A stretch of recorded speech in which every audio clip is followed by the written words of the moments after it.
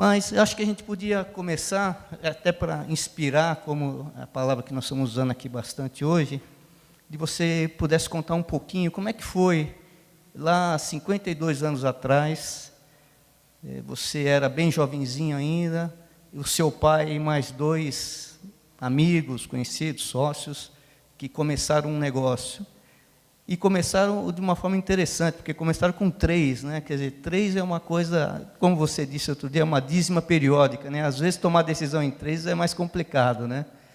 Como é que nasceu a VEG e como é que esses 3 se harmonizaram para fazer o negócio crescer tanto? Okay. Obrigado, boa noite, é um prazer estar aqui, agradeço a Endeavor a oportunidade, a Ernst Young e o Quintanilha. A VEG começou em 1961, e são 3 pessoas que não se conheciam, 3 pessoas com habilidades diferentes, 3 pessoas com personalidade diferente. Então, esse negócio da sociedade é o ponto número 1. Tem que ser pensado mais do que quando se pensa para casar. Então tem que ter uma química. E ali teve uma química mesmo sem se conhecer. E mesmo sem ser grandes amigos, mesmo depois da sociedade. O que precisa, efetivamente, e quando fala que era uma dízima periódica, porque a VEG hoje é uma companhia de capital aberto e tal, mas o controle é da WPA, que é a empresa das três famílias fundadores, da família Wernhaus, da Vogt e do Silva, e é efetivamente 33%, porque as proporções são exatamente igual. Eu acho que o que precisa efetivamente para um negócio é ter ambição. Ambição, às vezes, é uma palavra entendida como uma palavra um pouco pejorativa, né? Mas eu falo na boa ambição, naquela de querer efetivamente crescer e se desenvolver. E para isso precisa muito sacrifício. O empreender e não está muito ligado com coisas muito fáceis, principalmente no começo.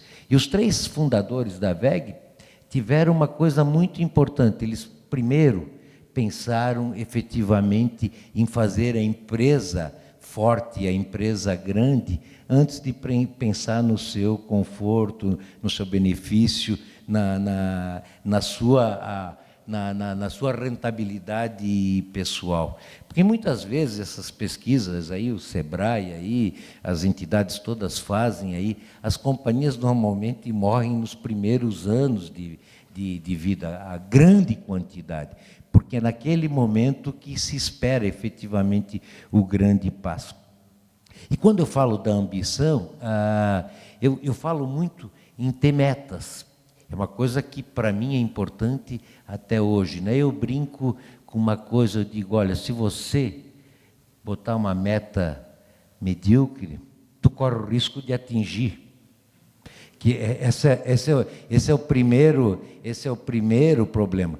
E botar metas ambiciosas, ousadas, não resolve tudo, mas é um bom começo. Quando eu falava que os 3 são diferentes, era o meu pai que teve a inspiração de um dia numa conversa, olha como aparecem as ideias, né? Numa conversa de fim de tarde, tomando a cervejinha com um amigo que tinha uma fábrica de balcões frigoríficos, não tem aquele balcão daquele do tipo antigo, daí ele dizia, puta, estou com uma dor de cabeça, os meus 4 motores que eu preciso para esse mês estão atrasados, vem lá de São Paulo. Meu pai pensou, nossa.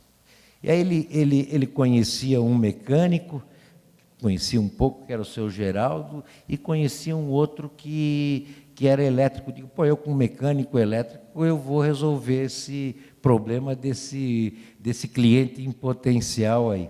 Assim começou a VEG, com muita austeridade, com disciplina. Claro que as grandes ideias, tem aqueles, são o Steve Jobs aí, às vezes acontecem, mas não contem com isso. Nós acreditamos muito, claro, precisa ter boas ideias, mas antes de mais nada precisa muita transpiração. É interessante mesmo, né? E Décio, claro, essa empresa nasceu lá atrás de uma inspiração e provavelmente essas pessoas não estabeleceram metas, o seu Werner, o seu Egon, só para nominar bem o que é WEG. WEG é W-E-G, que é o seu Werner, o seu Egon e o seu Geraldo. Que tiveram essa inspiração inicial, mas começaram um negócio pequeno, provavelmente com dificuldade de capital, acreditaram naquele negócio e devem ter estabelecido algumas metas não medíocres, como você bem definiu. Mas, e você, pessoalmente, participou de boa parte dessa história, ou de toda essa história? Pelo livro de história da WEG que eu vi, já tinha algumas fotografias suas lá, bem jovenzinho, já provavelmente seu pai já te trouxe para o negócio. A minha história com WEG, naturalmente, eu, como todo menino, eu não pensava em ser executivo, nem nada, eu queria ser jogador de futebol, mas não para nem jogar no Paraná, nem no Atlético, nem no Curitiba. Eu queria ser jogador do Baipendi de Jaraguá. E eu fui um ponta-direita bom para burro. Mas eu, quando fiz 13 anos, a WEG era muito pequena. A WEG tinha, nessa época, 6 anos de idade. E eu estava querendo essa história, como qualquer menino, né? E a WEG montou um centro de treinamento, um convênio com o Senai. A WEG era muito pequena. E aí hoje, quando o pessoal vem visitar a WEG, vai ver o centro de treinamento nosso, é um dos cartões de visita. Coisa mais importante, alguém falou, educação e treinamento, aí, isso está correto, você só vence se tu tem uma equipe extremamente capacitada. Precisa que nem um time de futebol, precisa ter jogador bom, e mais que ter jogador bom individual, tem que ter um modelo de gestão que efetivamente faça esses craques a funcionarem. O Brasil já teve experiência de ter time só de craque e não teve uma boa gestão e não ganhou o campeonato mundial. Então a WEG fez um convênio com o Senai lá atrás e montou esse centro de treinamento para formar mecânicos, eletricistas e tal. Porque Jaraguá era uma cidade agrícola pequeníssima, então você não tinha mão de obra, era uma cidade, como disse, agrícola. E aí começou a fazer esse centro de treinamento, que é, quem sabe, hoje uma das colunas dorsais do crescimento da WEG. E eu ia na aula de manhã, e o meu pai um dia me chamou e disse: agora, a partir de amanhã, a WEG vai ter um centro de treinamento, quando acaba a aula, tu vem para casa almoçar e vai para o centro de treinamento da WEG. É um programa que foi trazido da Alemanha, os 3 fundadores se inspiraram num programa de treinamento e de formação de mecânicos e tal, e da Alemanha, que é um centro da área de mecânica, eletrotécnica, está lá a Siemens, está lá as grandes companhias mundiais, e essa escola pegava os alunos que iam de manhã na aula convencional. A WEG pegou seus principais gerentes, gestores lá e montou um programa que as pessoas davam aulas à tarde. Esses alunos tinham que fazer teste. No primeiro ano, mal e mal fechou a primeira turma de 15 alunos, mas hoje, passado 40 anos, o número de candidatos por vaga, a WEG põe nesse centro de treinamento mais ou menos umas 80, 100 pessoas por ano. Esse programa é de 3 anos e a WEG paga para eles estudar. Pagou lá no primeiro ano, lá quando eu fiz lá atrás, para as pessoas virem estudarem na WEG. A contrapartida deles não é nenhuma, é só uma contrapartida da VEG. A VEG tem a obrigação de dar emprego para todos que se formarem nos 3 anos. Claro que alguns desistiram do negócio, mas muitos deles acabaram fazer parte da cadeia de fornecedores. Então, investir em treinamento é um negócio muito, muito, muito importante. Eu acho que é a coluna vertebral da VEG. Hoje, para participar desse treinamento, como eu falei, dá 10, 12 candidatos por vaga. 2.000 colaboradores da VEG foram lá do centro de treinamento, e o centro de treinamento também fez um presidente, que fui eu por 18 anos aí. Eu acabei chegando a ser presidente e fui entre 89 e 2008, eu fui presidente da VEG durante 18 anos, e eu diria que fruto da inspiração dos fundadores de fazer uma escola dentro da própria empresa. Uma história linda, realmente. Mas, Décio, você mencionou aqui, então, um excelente exemplo assim, eu poderia dizer assim, acho que uma empresa cresce porque os seus proprietários, o empreendedor, o seu sócio, tem a coragem de demarcar um determinado evento, de criar marcos de crescimento naquela empresa. Provavelmente a criação do centro de treinamento da VEG, de formação de profissionais, foi um desses marcos. E a gente sabe que a VEG se pauta por ser uma empresa sempre inovadora.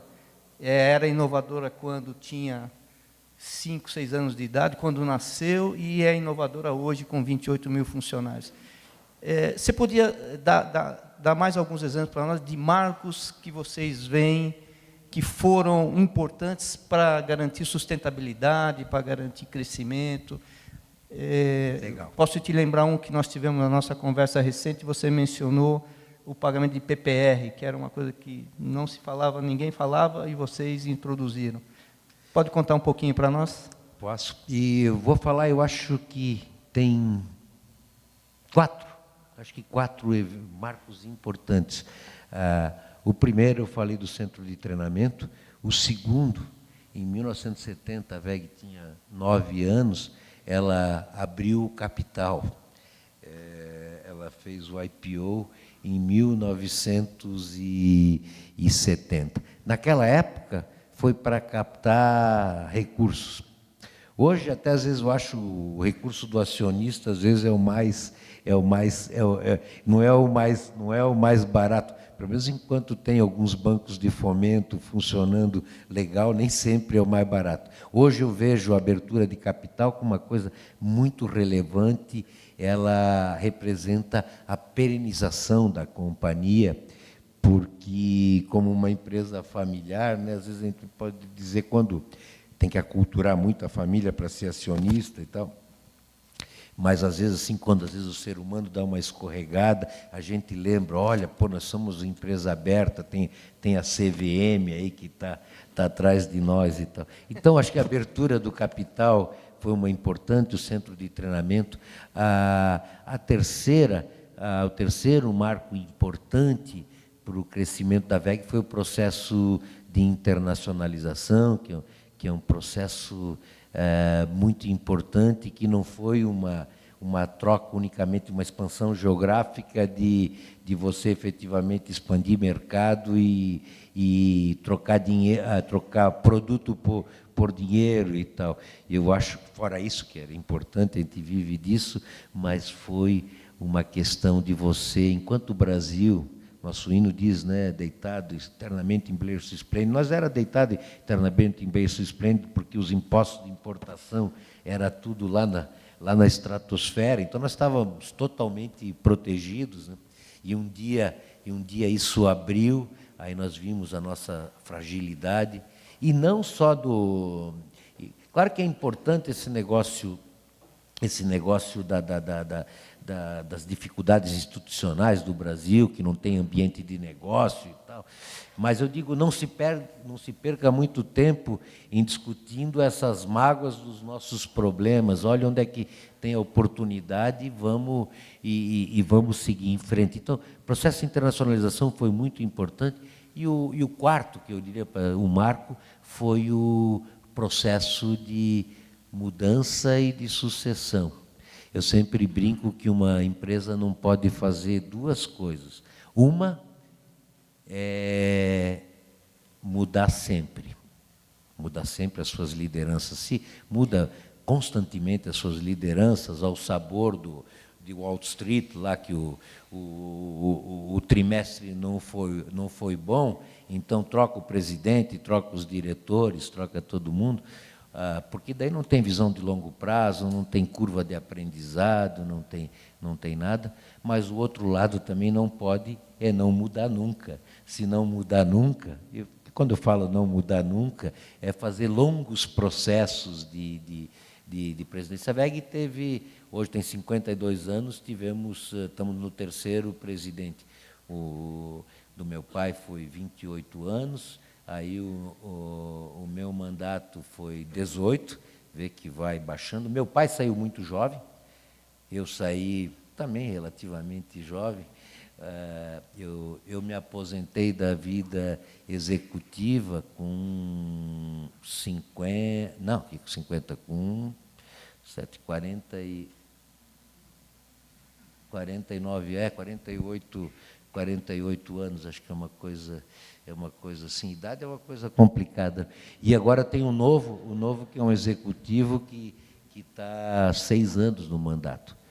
A tecnologia está andando numa velocidade enorme e as pessoas têm que acompanhar isso. Então, o processo de alguma mudança, não de todo ano, de todo mês, mas as coisas têm que mudarem para dar saltos.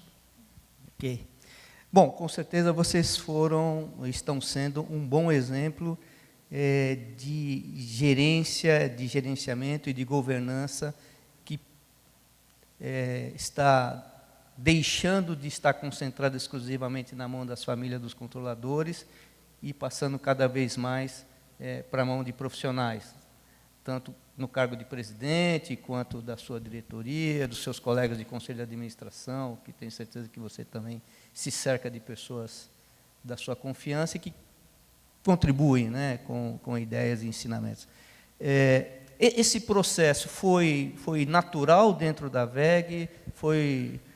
Criou alguma turbulência entre a família, do lado da família, ou não, houve uma coisa harmônica, os sucessores viram isso bem, não tiveram grandes turbulências, porque todos sabiam que o sucesso do negócio e a perenidade da empresa era o que estava sendo discutido ali? Bom, em primeiro lugar, nós acreditamos muito que o olho do dono engorda o boi. Mas, às vezes, tem alguns donos que são meio ceguinho, meio estrábico, aí não engorda tanto. Isso é um pouco de brincadeira, mas até mesmo quando as empresas, mesmo quando o dono não está presente, uma coisa muito, muito relevante é transformar toda a equipe em um sentimento de dono. Por isso, Quintanilha me lembrava da participação dos resultados, que eu acabei pulando ali, agora vou falar. Eu, quando assumi a presidência da WEG em 1989, a empresa estava gestando o nosso programa de PPR. Porque a nossa gestão, uma das coisas muito, também que é da coluna vertebral, que eu falei do treinamento, a outra coisa é a gestão participativa. Esse é um nome que está muito batido, todo mundo, não conheço nenhuma empresa que diz nós não gostamos da gestão participativa, mas a WEG trabalhou muito forte esse tema, lá de trás, envolvendo os funcionários. E um dia tinha que dividir também os lucros, de participar só na tomada de decisão, e nós distribuímos, nosso programa é muito arrojado, lá atrás foi feito, nós distribuímos até 12,5% do lucro líquido para os os funcionários todos da VEG. É um programa que daí tem algumas metas, até 12,5%. E quando nós lançamos lá atrás, falando de arrojo, de ter visão de longo prazo, em 89 não estava ainda estabelecida a lei que permitia a dedutibilidade da participação dos lucros, e a VEG, mesmo assim, lançou. Outros colegas empresários diziam, esses caras aí estão inventando. E nós fizemos uma coisa diferente. No lançamento do programa, foi o ano que eu assumi a presidência. A VEG tem 52 anos, deu um ano de prejuízo só na sua história.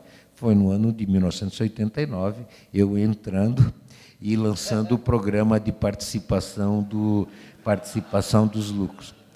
Mas depois disso, depois desse ano, no meu mandato de presidente, nós crescemos durante 18 anos, 19%, acho que foi, de crescimento médio, um ano sobre o outro, né? Que crescer um ano 19, crescer 2, crescer 3, mas crescer 18 em seguida, e o nosso lucro líquido cresceu 23% nesse mesmo período. Então, esse programa de transformar os acionistas em sócio é muito importante.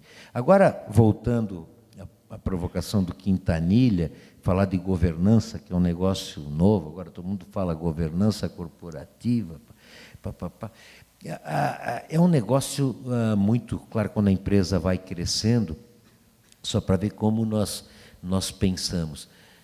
Nós gostaríamos que tivesse, e como todos os funcionários são empreendedores, também gostaria que ter acionistas de verdade da família também trabalhando. Na minha geração, nós chegamos a ser em 7, 8, são 3 famílias que tivemos cargos na VEG. Nesse momento, o vice-presidente da VEG é da família Fort, e tem 2 da nova geração, que são filhos da minha geração, que gente começando a carreira, 2 em cargos de chefia de setor, e temos mais um negócio que é da família. Nós temos uma empresa que é acima da VEG, a WPA, que era a antiga VEG Participações. Trocamos o nome, VEG é a VEG, é uma companhia aberta, tem 8.000 sócios, então os donos não podem usar o nome da VEG.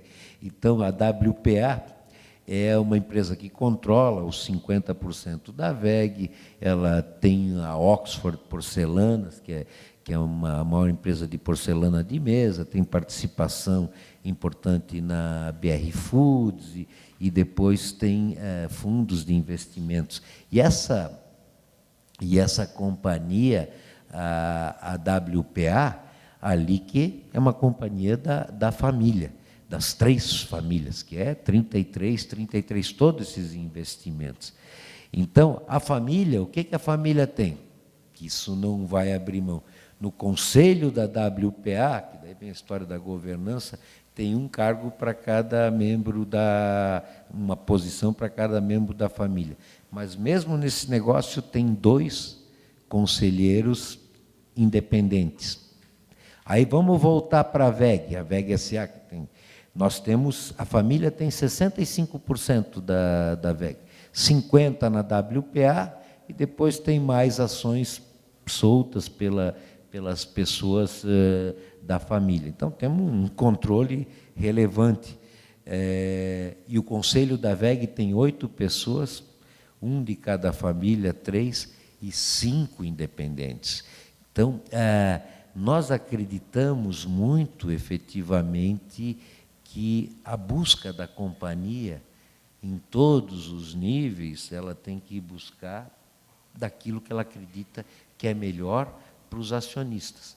E não é um negócio, por mais que nós gostaríamos muito que todos os nossos filhos viessem a trabalhar na companhia, lá em 1970, os 3 acionistas, os 3 fundadores, eles assinaram um documento que foi feito com máquina de escrever ainda, era na época da máquina de escrever, dizia umas 3, 4 coisinhas simples. Uma, que nós íamos respeitar a vocação dos filhos, porque ser executivo, ser empreendedor, é uma coisa de vocação, não é uma coisa... E tem gente que nasceu para ser médico, outro para artista, outro para jogador de futebol, e isso tem que ser respeitado.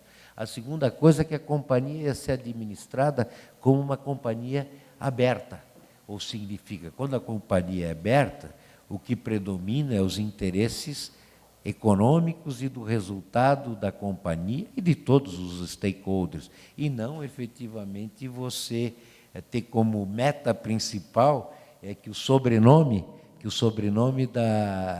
da família permaneça nos cargos de presidente ou de diretoria da companhia. Então, nosso negócio é botar profissionalismo. E profissional não significa que não tenha sobrenome. Que bom quando tem profissionais com o sobrenome da família dos acionistas. Muito bom. Décio, a gente vê então que durante todo a vida de sucesso da WEG, eu tive o privilégio de estar com vocês, trabalhar com vocês, prestar serviço para vocês durante um certo tempo. A gente vê que a cultura WEG é uma coisa bastante forte. A WEG tem uma cultura peculiar, provavelmente uma cultura que veio dos seus fundadores, foi transmitida para os seus sucessores e para as pessoas que se agregaram nesse time ao longo do tempo, como colaboradores, diretores, enfim. E um complicômetro a mais, né? A empresa cresceu muito, inclusive se internacionalizou. E aí eu imagino assim que possa ter... como é que foi o mecanismo de manter consistente essa cultura WEG no Brasil? Aí eu posso, né, te ajudar um pouquinho, falar, bom, falando de Jaraguá, não deve ter sido muito menos complicado, porque em Jaraguá é uma empresa que é muito representativa, muito respeitada, e a cultura da cidade já está naturalmente impregnada em vocês. Mas nos negócios fora, nas unidades fora de Jaraguá, nas unidades internacionais, no negócio na Índia, no negócio da África do Sul, vocês ainda conseguem lá manter forte essa cultura WEG de crescimento, cultura WEG de dedicação? Bom, a cultura é um negócio também bem importante, mas, viu, Quintanilha, mesmo que você tenha a tua operação numa cidade só, é um desafio enorme, vamos dizer, você manter uma cultura. Claro que essa cultura tem que evoluir, porque as novas gerações são muito diferentes. Se pegar pegar duas gerações, pegar os meus filhos e essa geração dessa idade e comparar com o do meu pai, pulando, a minha já é um impactozinho. A do meu pai, o impacto é muito grande. Então, por isso, a cultura tem que dar uma adaptada e evoluída. Mas manter a cultura básica de uma companhia é um desafio muito grande quando ela começa a crescer. Quando tu tem 4, 5, daí tudo bem, tu está junto, tu transpira, porque a cultura vem de exemplo, quando você está vendo, e esse exemplo tem que passar.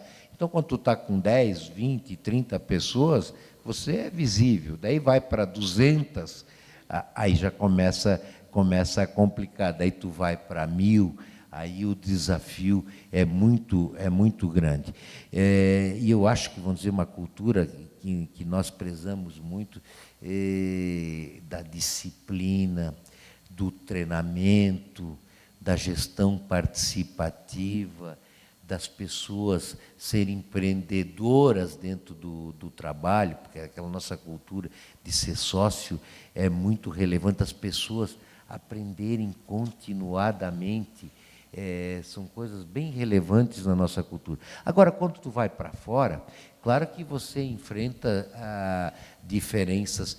Se você for pegar Estados Unidos, Europa, aí, efetivamente, a nossa cultura não vai, a evolução que tem que fazer e tem que entender esses países, eu diria que não é um choque muito grande, grande parte da nossa cultura é implementada totalmente. Agora, você pegar o mundo da China e da Índia, aí tem considerações bem importantes, são culturas totalmente distintas, aí precisa uma adaptação. A Índia com a história das castas dele lá, que é uma realidade total, a China com o modelo deles lá, que efetivamente foi um maior desafio. Quando nós compramos uma pequena empresa na China, nós privatizamos, porque era uma fábrica de 300 funcionários, que o dono era o governo. Faz 7, 8 anos, quando a China começou a privatizar, 8 anos, acho que tem. E claro que para eles, estava na cultura deles gerar emprego, exportar, ter faturamento, mas rentabilidade, retorno do capital investido. Isso não fazia parte de ser assuntos secundários. Então, isso foi um desafio bem maior. Muito bom. Bom, Décio, e desafios existiram ao longo dessa história toda, história de sucesso, mas com certeza houveram muitos desafios. E como é que você hoje vê, como presidente do Conselho de Administração, a direção em que a WEG deve continuar seguindo para ser uma empresa perene, diante de todas essas mudanças, né? Essas mudanças que acontecem na cultura, na mudança das pessoas, nas solavancos econômicos que o mundo e o país sofrem. Não queremos, claro, adivinhar o futuro, mas como é que vocês estão vendo essa trilha aí do seu futuro da WEG? Falando de futuro, a WEG a diretoria da WEG lançou ano passado o Plano 2020, que é atingir 20 bilhões em 2020. Esse ano nós devemos ter um faturamento na ordem de 7 bilhões de reais. Então, tem chão grande para andar. Isso, de novo, dá uma taxa de crescimento de mais ou menos 17%. E nós não temos problema de dizer, puta, mas vocês falam isso, os concorrentes devem saber e tal. Não, mas até falo para o nosso pessoal saber mesmo e se não atingir, passar um pouquinho de vergonha, até que não conseguiu atingir a meta. Isso desafia as pessoas, a gente torna público. Isso é o fato de ter metas arrojadas. Mas a gente tem que ter visão de longo prazo.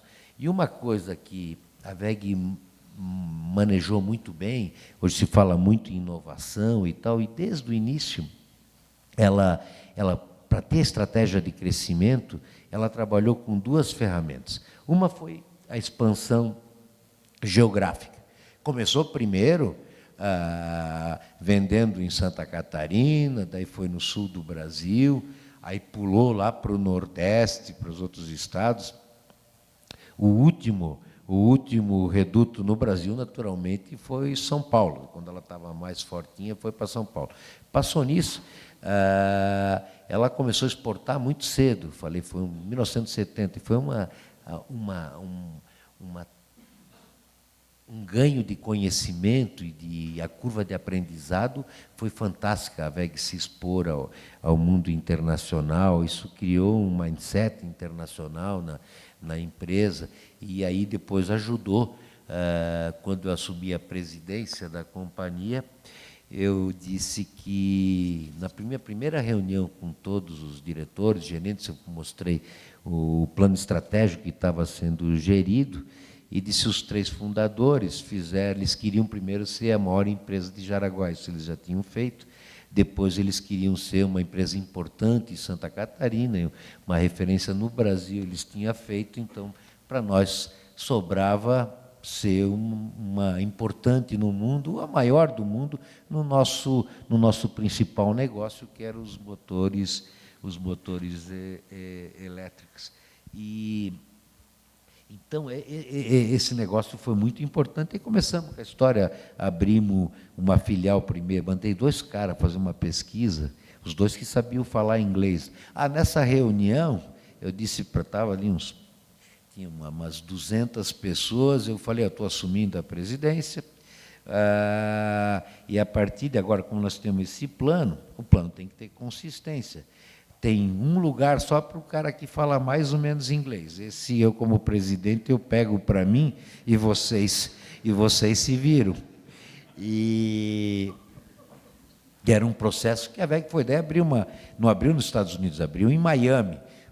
Aluguei um meio escritório em Miami, compartilhado lá, e mandei 2 caras para fazer pesquisa de mercado lá, e depois aí abri um escritório. Aquele foi um fracasso total, dizer, puta, na Europa eu tenho que abrir um escritório.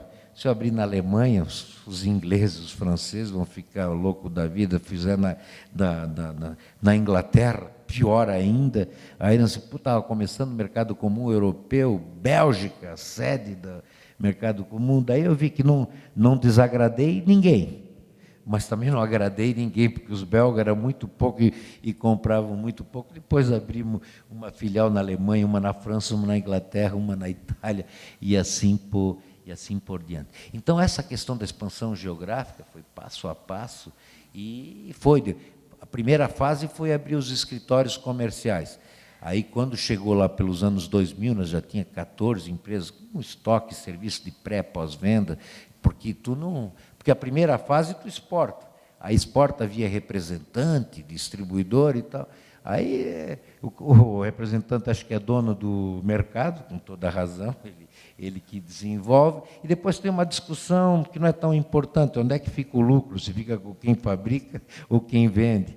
Então, mas na primeira fase, o processo só pode ser por isso, não tem o segundo. Depois, ali pelos anos 2000, começamos a montar as fábricas. Aí hoje temos fábricas, hoje nós temos empresas comerciais, acho que em 26 países, e fábricas em 8 países, na China, Índia, Portugal, Argentina, México, operações grandes nos Estados Unidos, na África do Sul.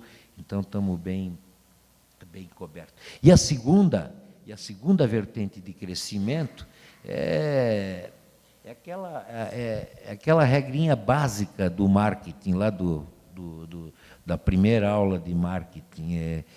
Tem lá a empresa precisa fazer portfólio e ela tem que ter umas vacas leiteiras, mas tem que criar estrelas. Essas estrelas alguma delas deve se transformar numa vaca leiteira para criar novas estrelas. Então, para chegar nos 20 bilhões, a VEG tem várias vacas leiteiras hoje que dão o resultado e está preparando algumas estrelas. Algumas delas não vão acontecer. Então, nós estamos... E há outras, com certeza, para nós atingir a meta, vão ter que se transformar nesse período em novas vacas leiteiras. Nós estamos entrando na energia eólica, que é um negócio novo, estamos começando para fornecer equipamento para os parques eólicos. Aí nós pegamos esse ano o nosso primeiro pedido. Nós estamos desenvolvendo e temos já alguns fornecimentos para ônibus elétrico, tanto o híbrido como o puro elétrico, sei lá se amanhã até para automóvel. Nós temos lá projetos já, tem carros andando lá com o equipamento da VEG. Nós temos toda a parte de energia sustentável, a cogeração para açúcar e álcool, a questão solar. Nós já estamos na energia solar, também fizemos. Agora vamos entregar um projeto de uma planta solar em Fernão de Noronha. Claro que precisa aí da legislação para esse negócio andar, porque senão só faz quem efetivamente acredita na sustentabilidade, porque economicamente ainda tem dificuldade. Então, tem o Smart Grid, que como as casas vão acabar gerando energia, você vai ter que ter redes inteligentes, porque se tu vai botar numa casa, num condomínio, um aerogerador, ou vai botar o telhado todo de energia solar, tu vai produzir muito mais do que tu vai consumir. Então, a rede tem que ser inteligente para você vender de volta. Então, tem várias coisas que nós estamos trabalhando, algumas não vão dar certo. Outras vão ser mais ou menos, e vai ter que sair algumas vacas leiteiras para nós atingir o nosso plano 2020. Muito bom. Décio, muito obrigado. Foi um prazer estar aqui com você, trocando essa ideia contigo. Tenho certeza que você foi uma fonte de inspiração para muitos empreendedores que estão iniciando, outros que já têm os seus negócios maduros, outros que já têm as suas empresas estruturadas e crescendo. E foi muito, até emocionante, eu diria, ver como você fala com emoção, com brilho nos olhos do futuro, né? Como se fosse um jovem ainda lá dos 14 anos, quando seu pai te chamou para, ou te convocou, talvez, chamar não é bem o termo, para você ir para a escola técnica e fazer parte do grupo da WEG. Muito obrigado e foi um prazer estar aqui com você. Muito obrigado a todos vocês.